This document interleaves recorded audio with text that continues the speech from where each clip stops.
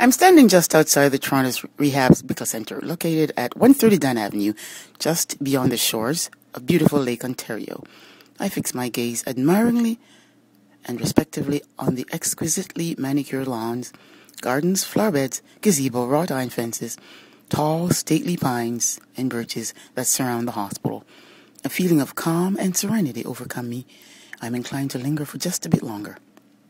But I'm also eager to venture to its interior, to get inside its walls, to get a bird's-eye view of the various social activities, therapies, and treatment modalities offered by the Bickle Centre, with a view to maximizing and revolutionizing life.